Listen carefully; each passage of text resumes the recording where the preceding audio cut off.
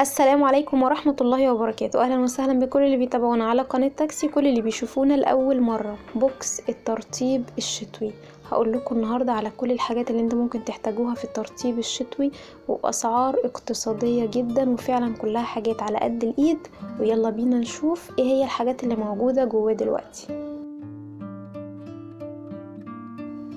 يلا بقى نشوف اول حاجة، واللي هي عايزة تقع من بدري دي وبتشاور عقلها، وهو الكريم ده للجسم.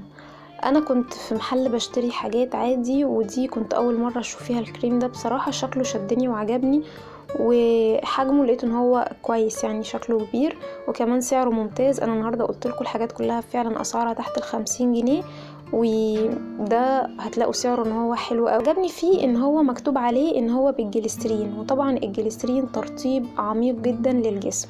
زي ما قلت لكم دي اول مره يعني انا اشوف الكريم ده واجربه، فده هيكون لسه تحت التجربه.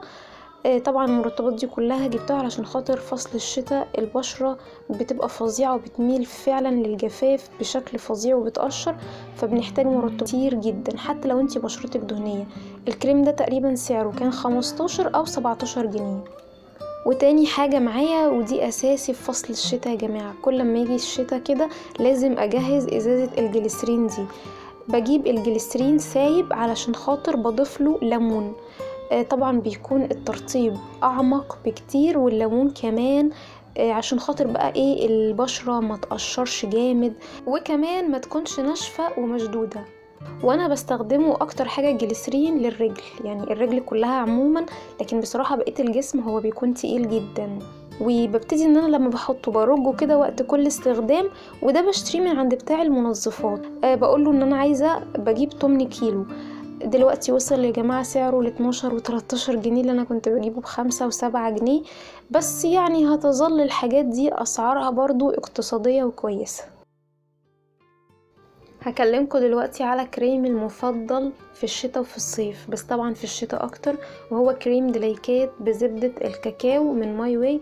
اتكلمت عن كل منتجات ماي واي في فيديو ليها، وقلت ليه انا بحبها ودايما بجيبها، وطبعا ده الاساسي منهم. الكريم الرائع الجميل، ترطيب فظيع، مش قادرة اتكلم في الترطيب لانه فعلا رائع وفظيع. والريحة، انا بموت في الريحة بتاعته، ريحة زبدة الكاكاو بتاعته ريحة مميزة وحلوة جدا، وترطيبه حلو قوي في الشتاء، تقدري تستخدميه لجسمك كله. بس انا بفضل ان انا استخدمه لايدي اكتر، يعني بيكون جنبي كده بستسهله، عشان كده بحب احطه لايدي اكتر. لكن طبعا بحطه للرجل للجسم لاي حاجة، يعني تقدري تستخدميه وتستبدليه باي كريم، لانه فعلا ترطيبه عميق جدا. وحتى ممكن تستبدليه باي لوشن تقيل. وكمان بحب يكون معايا بره البيت، بجيب علبة وافضي منها في العلبة الصغيرة دي علشان يكون سهل ان انا احطه معايا يعني في الشنطة. وبتبقى ريحته لما بحطه بتبقى ريحته جميلة وناعمة جدا. مش قادرة اقولكوا قد ايه انا بحب الكريم ده. وبالنسبة للسعر بتاعه، هي ماي واي الفترة الأخيرة غلت الأسعار بتاعتها زي باقي كل الناس، بس برضو هتفضل أسعارها أحسن من حاجات كتير. وده سعره وصل دلوقتي ل35 جنيه. بس طبعا لو ليكي عضوية أو حد هيديكي بسعر فيه خصومات، هيكون ليكي خصم 25%، فكمان هتجيبيه أرخص من كده. الحاجة اللي انا دايما اجيبها كل شتاء وهي صابون الدوف. انا بشرتي دهنية بتميل للمختلطة شوية في الصيف، لكن باجي في الشتاء بلاقي انها بتجف جدا، فبحتاج برضو اغسل وشي بحاجة ترطبها شوية. فاحسن حاجة هي دوف، وزي ما انتوا شايفين سعرها 22 جنيه. وحبيت اجيب جوز الهند المرة دي عشان اشوف الاختلاف بينها وبين اللي انا جبتهم قبل كده. جبت اللي هي البينك، وجبت اللي هي العادية خالص، وكنت شايفاهم عاديين زي بعض، فقلت اجرب دي يمكن تكون مختلفة شوية.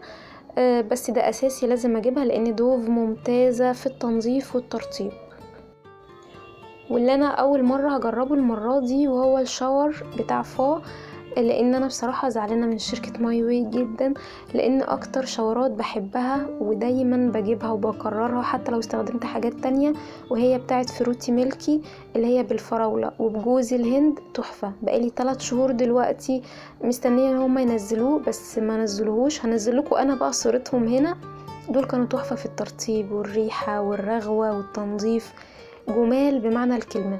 لكن لما حبيت اجيب حاجة زيه وده بجوز الهند، كان فيه بالفانيليا بس ما لقيتش خالص اصلا، بتوع فام مش لاقياهم منتشرين او موجودين، فجبت اللي قدامي اللي هو بجوز الهند.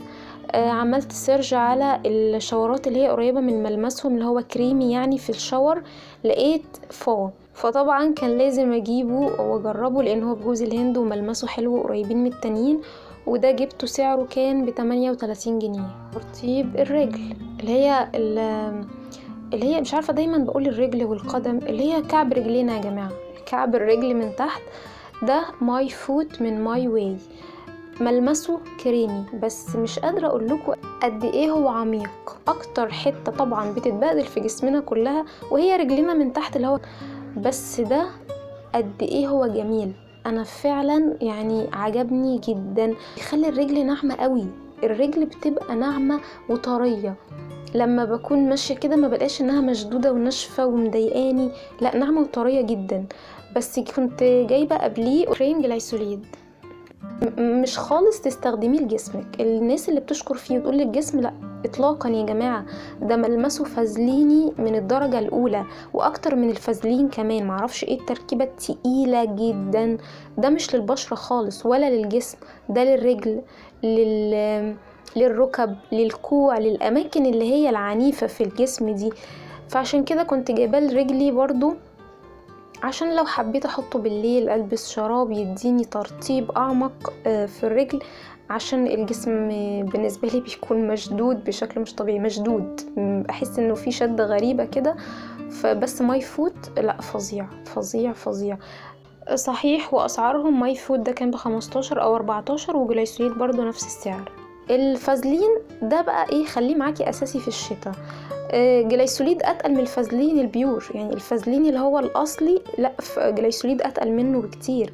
جلايسوليد ممكن تدخليه في تركيبات، لكن فازلين ده بقى حل لكل حاجه. لو مش هتجيبي اي حاجه من الحاجات دي، هاتي الجليسرين والفازلين خليهم معاكي، وصدقيني هيكفوا. الفازلين طبعا ده ترطيب لكل حاجة بقى، للإيد للرجل، هو تقيل شوية بس يعني لو مفيش حاجة موجودة فهيبقى تمام معاكي. والجليسرين برضو، وده كان سعره، الفازلين غالي، كل حاجة غليت، انسوا ان الحاجة تبقى زي الأول. بس برضو الحاجات اللي انا بكلمكم فيها كلها اسعارها تحت 50 جنيه، وفي منه احجام، وده الحجم الوسط تقريبا ممكن يكون ب15 جنيه. جونسون بقى ومنتجات جونسون حبيبة قلبي. كريم جونسون ده اكيد من ترطيبات الشتاء وللبشرة اساسي. انا في الصيف يعني نادرا لما برطب بشرتي على فكرة يعني، ولو رطبتها بيكون بالليل، لكن في الشتاء ممكن الصبح وبالليل. جونسون افضل حاجات في الترطيب لبشرتي، نسبتني جدا، وكلهم حاسه ان هم قريبين من بعض، حلو قوي وبحبه قوي، وخصوصا الازرق. وده سعره من المحل اللي قلتلكوا عليه الاسعار رخيصه 15 جنيه، ومن المحلات العاديه هتلاقيه ب23 و25 جنيه. زيت جونسون ده برضو ده سحري، انا بسميه الزيت السحري.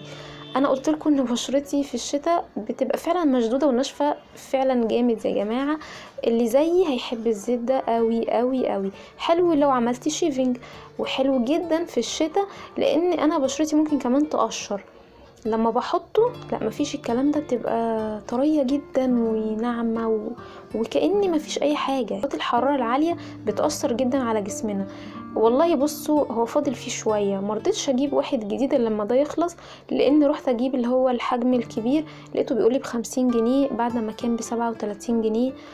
معلش ما تنزعجوش من الاسعار، هو ده حال البلد اللي احنا بقينا فيه دلوقتي. لو جت على شوية كريمات الحاجات السكين كير اللي احنا بنشتريها فاكيد هتبقى هينا كتير. المهم في الاكل والشرب والفواتير اللي اسعارهم بقت مولعه نار. برضو هترطبي شفايفك. الفازلين زي ما قلتلك ده حل لكل حاجه. منتجات فازلين برضو لا رائع رائع رائع، وبريحه زبده الكاكاو. والليب بالم ده اللي هو بتاع الايوس ده معاكم، دي تاني مره اعمله دلوقتي بالشكل ده. هتلاقوني سايبه الفيديو بتاعه اللي انا عملت فيه، يعني اللي هو عملته ازاي لو عايز تعملي مرطبك بنفسك يعني. انا عملت طبعا لان شكل الايس والكرة اللي فيه حباها وباخده معايا في الشنطة وانا خارجة. هتلاقوه في فيديو عملت فيه مرطبات للشتاء، وكنت عاملة زبدة الجسم، يا خبر كانت رائعة رائعة بمعنى رائعة. وده مرطب شفايف من شركة ماي واي برضو. ده وصل سعره دلوقتي في ماي واي ل20 جنيه باين، كنت جايباه ب9 جنيه او 10 جنيه. وتقدري تجيبي لونة برضو حلوة جدا. هكلمكم دلوقتي على اخر حاجة، هي ملهاش علاقة بالترطيب شوية بس ليها علاقة ببقية مجموعة الروايح بتاعت الفانيليا وجوز الهند وزبدة الكاكاو. وده بادي ميست من ماي واي. الريحة الشتوي، انا شايفاها انها ريحة شتوي بامتياز. احب احطها بالليل، احب احطها في وسط الهدوم كده بعد الشاور، تديني جو شتوي رائع. الريحة جميلة جدا وبتثبت معايا بشكل كبير قوي. الشتا بالنسبة لي جوز هند وفانيليا وزبدة كاكاو.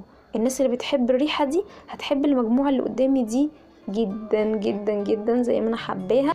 وخلاص بقى داخلين على اكتر فصل انا بحبه في حياتي، وهو فصل الشتاء والبرد القارس اللي انا بحبه. وان شاء الله الشتاء يطول السنة دي. وزي ما شفتوا بوكس الترطيب الشتوي على قد الايد واسعاره، حاولت انها تكون اقتصادية جدا علشان الناس تقدر تشتري حاجات اللي هي نفسها فيها ويكون سعرها كويس.